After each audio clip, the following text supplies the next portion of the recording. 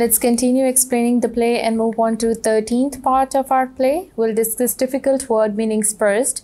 So first difficult word in this part is sentimental. It means of or prompted by feelings of tenderness, sadness or nostalgia. Urdu में इसे कहेंगे जज्बाती. Second word is harping. It means talk or write persistently and tediously on a particular topic. Urdu में इसे कहेंगे किसी उन्वान पर मुस्तकिल गुफ्तगू करना. Third word is compelled. It means to force or oblige someone to do something, यानी मजबूर करना. Fourth word is substitute. It means a person or thing acting or serving in place of another. Urdu में इसे कहेंगे मुतबादिल. Fifth word is despair. It means the complete loss or absence of hope, यानी मायूसी. Let's move on to its explanation. Corey कहता है थोड़ा सा annoy हो जाता है क्योंकि मिसेस मेल्टन अभी भी अपने बेटे की वजह से बहुत ज़्यादा सैड होती है, उसी को याद कर रही होती है. उसको कहता है कि I know of course that the war hits you very badly, कि तुम्हें वॉर ने स्पेशली तुम्हें बहुत बुरे तरीके से मुतासर किया है. शार्लेट, मुझे पता है कि एडी नहीं रहा है, तुम्हारा हस्बैंड नहीं रहा है, दोनों वॉर की वजह से तुमसे बहुत जल्दी ले लिए गए हैं. मिसेस मेल्टन इस पे कहती है कि टॉम उसके हस्बैंड का नाम होता है, कि टॉम वॉर की वजह से नहीं मरा बल्कि एडी की वजह से, बहुत ज़्यादा सैडनेस की वजह से उसका दिल टूट गया एंड वो सरवाइव नहीं कर सका. दैट मे साउंड सेंटिमेंटल, कि तुम्हारे लिए ये शायद एक बहुत सेंटिमेंटल इमोशनल बात हो जिसको तुम ज़्यादा इम्पोर्टेंस ना दो, क्योंकि ये बहुत ज़्यादा साइंटिफिक बात नहीं है. क्योंकि एज़ यू सी जैसे जैसे प्ले प्रोग्रेस कर रहा है हम देख रहे हैं कि जो प्रोफेसर कोरी का कैरेक्टर है उसके लिए बस वही चीज़ें इम्पॉर्टेंस रखती हैं, वर्थ रखती हैं, वैल्यू रखती हैं जिसके साथ कुछ साइंटिफिक रीज़न अटैच हो. उसके लिए सिर्फ अपना काम जो है वो वैल्यू रखता है बिकॉज वो साइंटिफिक चीज़ों पे काम कर रहा है. अदर देन दैट उसके लिए ह्यूमन इमोशंस कोई वैल्यू नहीं रखते हैं, कोई सेंटिमेंट्स नहीं रखते हैं. इसलिए वो कहती है कि शायद तुम्हें इस बात से कोई टची फीलिंग ना आए बिकॉज ये कोई साइंटिफिक बात नहीं है. फिर कहा जाता है कि ये लेकिन है ये बात सच. I sometimes wonder why I was not granted the mercy of death, क्योंकि अब वो बिल्कुल अकेली हो गई है, बहुत ज़्यादा अलोन है और इस वजह से वो ये बात कहती है कि कभी कभी मैं सोचती हूँ कि मुझे मौत क्यों नहीं आ गई, ये जुल्म मेरे ऊपर क्यों है कि मुझे क्यों इस दुनिया में अकेला जीना पड़ रहा है. मेरे पास एक बेटा था वो भी ले लिया और एक हस्बैंड था वो भी नहीं रहा, तो अब मैं अकेले जी के क्या करूं. कोरी इस पे कहता है कि ओ कम शार्लेट, उसको बहुत ज़्यादा सिंपथाइज़ करना शुरू हो जाता है कि ऐसे मत सोचो, तुम अकेली नहीं हो, तुम यहाँ पे मेरे साथ बहुत खुश हो, मैं हूँ ना, तुम्हारा भाई तुम्हारे साथ है, क्या साथ नहीं है.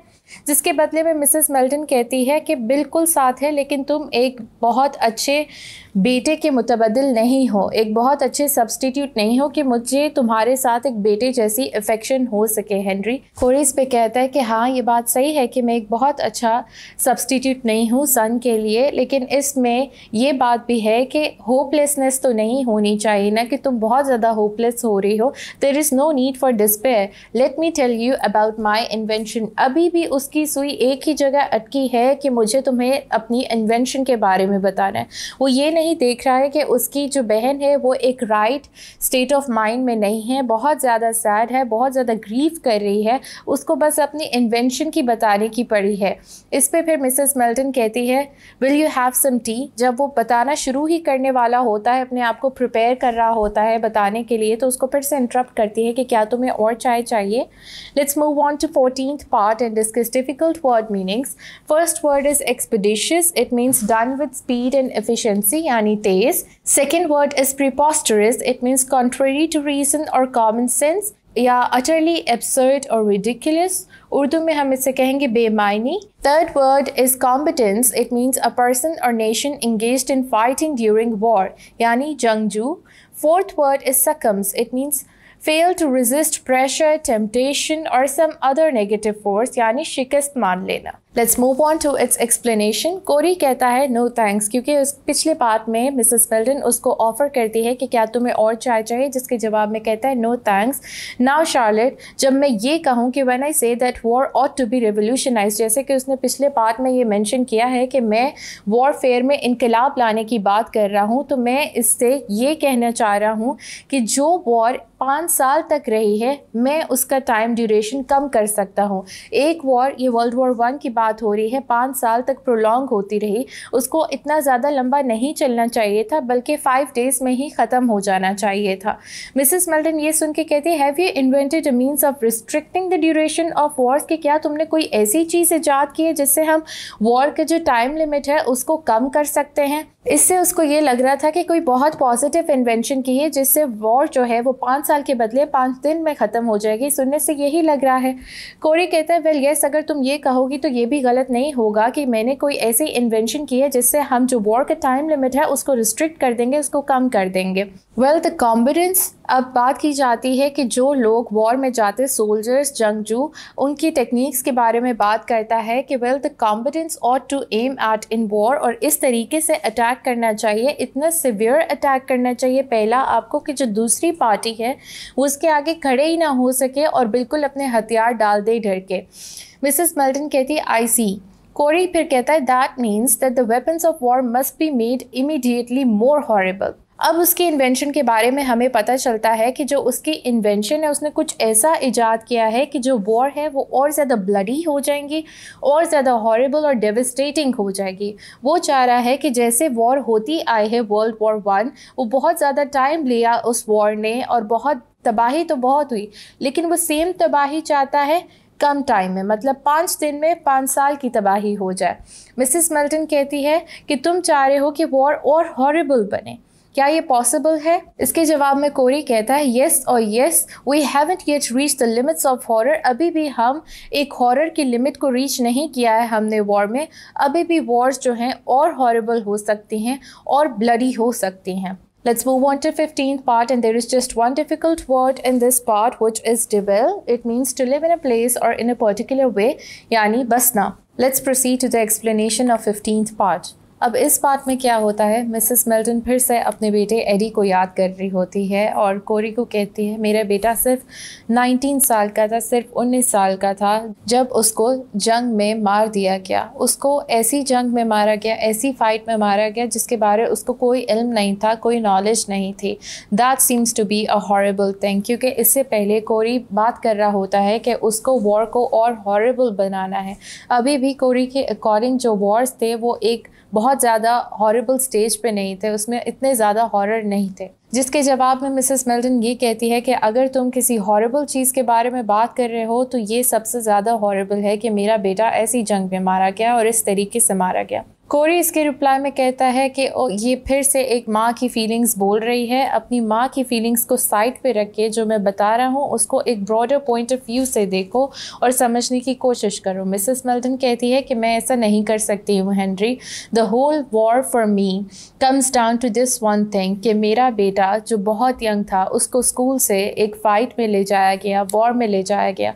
अभी उसकी ज़िंदगी स्टार्ट हो रही थी, अभी उसने बहुत सारी चीज़ों के बारे में जानना था। उसकी लाइफ एक बिगनिंग स्टेज पर थी और उस स्टेज पे आते ही उसकी लाइफ ख़त्म हो गई। Eddie was my only son, my darling, my heart's joy. अब मेरे पास कुछ नहीं है, मैं बिल्कुल अकेली हूँ, मेरे पास कुछ नहीं बचा। मैंने उसके लिए बहुत सारी उम्मीदें लगा के रखी हुई थी, बहुत कुछ सोचा हुआ था कि मैं उसके लिए ये करूँगी अपनी लाइफ में, और वो सब करने से पहले ही एडी मुझे छोड़ के चला गया। कोरी बहुत जेंटल होते हुए अपनी बहन के साथ कहता है, yes I know Charlotte, but you really ought not to dwell too much on your sorrow, कि तुम्हें अपने गम से बाहर निकलने की कोशिश करनी चाहिए, हर वक्त इसमें नहीं रहना चाहिए। It isn't good for you. अब इस चीज़ को जो मैं बता रहा हूँ एक ब्रॉड पॉइंट ऑफ व्यू से देखने की कोशिश करो। सोचो कि तुम एक स्टेट्समैन और एक स्टेटमैन के पॉइंट ऑफ व्यू से या दिमाग से सोचने की कोशिश करो, जिस पर मिसेस मेल्टन कहती है, फिर से इस बात को एडी की तरफ ले जाती है कि अगर एडी एक स्टेटमैन होता तो वो कभी भी उस वॉर में ना जाता, बल्कि अपनी जगह किसी सब्स्टिट्यूट को लेके जाता, किसी और से बात करके अपनी जगह वॉर में किसी और को भेजता। कोरी कहता है, oh now don't be bitter Charlotte, don't be bitter, कड़वी बातें मत करो। जिस पे मिसेस मेल्टन कहती है कि मैं कड़वी बातें करने के स्टेज को सरपास कर चुकी हूँ, मैं इससे आगे जा चुकी हूँ, तो हेनरी मैं कड़वी बातें नहीं कर रही हूँ। Do you know what I discover today? Corey को शार्लेट बताती है कि आज उसको किस चीज़ के बारे में पता चला, and this is the reason. Beginning of the play में हैना बात करती है कोरी से कि जो चार्लेट है, जो मिसेस मेल्टन है, वो राइट स्टेट ऑफ माइंड में नहीं है, उसकी क्या वजह है, वो हैप्पी क्यों नहीं है, ये रीज़न है जो हम अभी डिस्कस करने जा रहे हैं। कोरी इसके जवाब में कहता है नो आई डोंट नो, कि तुमने क्या डिस्कवर किया है। मिसेस मेल्टन कहती है you know I have never really known how Eddie died, मुझे नहीं पता कि एक्चुअल में एडी किस तरीके से उसकी मौत हुई है, किस तरीके से मरा है, उसकी डेथ कैसे हुई है, आज मुझे पता चला। कोरी कहता है कि मैं यही कहूँगा और यही उम्मीद करता हूँ कि तुम इस बारे में सोचना बंद कर दो, इस बारे में बात करना बंद कर दो। Let's move on to 16 part, and there is just one difficult word in it, and it is battalion. It means a military unit consisting of 3 or more companies. Urdu में हम इसे कहेंगे फौजी दस्ता। Let's move on to its explanation. Mrs. Meldon with sudden passion कहती है I must think about it. मैं इस बारे किस तरह सोचना बंद कर दूं, ये मेरे बस में नहीं है, ये मेरे कंट्रोल में नहीं है कि मैं चाहूँ तो सोचना बंद कर दूं, चाहूँ तो सोचना शुरू हो जाऊँ। I met a young man today. वो कहती है कि आज मैं एक आदमी से मिली, उसने सेम बटालियन में सर्व किया जिसमें एडी होता था, और उसको बेचारे को पता नहीं था कि मुझे इस फैक्ट का नहीं पता कि एडी की मौत किस तरीके से हुई, और अननोइंगली उसके मुंह से ये बात स्लिप कर गई और बाद में उसको अंदाज़ा हुआ कि मुझे इस बारे नहीं पता था।